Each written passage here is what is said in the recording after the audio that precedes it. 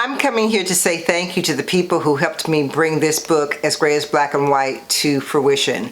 As you may or may not know, last Friday I was awarded the runner-up position for the winner of the historical fiction category of the Indie Author Project contest. That contest is a contest that librarians all over the United States and Canada vote to decide which books are the best indie books out there. And I was fortunate enough to be chosen as a runner-up in the historical fiction category. This book was important because this book documents what life was like in 1967 Montgomery, Alabama, during the time the integration was coming into fruition. The Montgomery County Board of Education was fighting it tooth and nail, and so they were doing all kinds of things to keep black students out of the white schools. The white parents were also considering their options, thinking of whether they're going to stay in the city or they're going to flee to the suburbs and start their own white schools.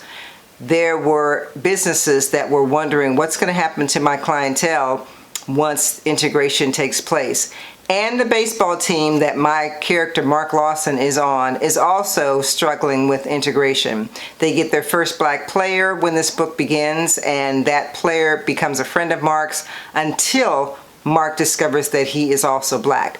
And again, he has blonde hair and blue eyes. His mother is white, his father's mulatto, and he gets kicked out of his segregated school because he is considered black. So Mark is struggling, as well as other people. Everybody in this book is struggling to try and figure out where do they belong as history changes. Where do they belong and what do they do about it? So I felt like this book was really important for young people who are also struggling with trying to figure out where they belong. I want to thank the Indie Author Project for choosing my book as the runner-up in the historical fiction category. I want to thank the librarians in the United States and Canada for choosing my book. There were 3,000 entries in this contest, and there weren't that many winners. So I was very happy to be among them. So I just want to say that indie authors are important. We do an important work.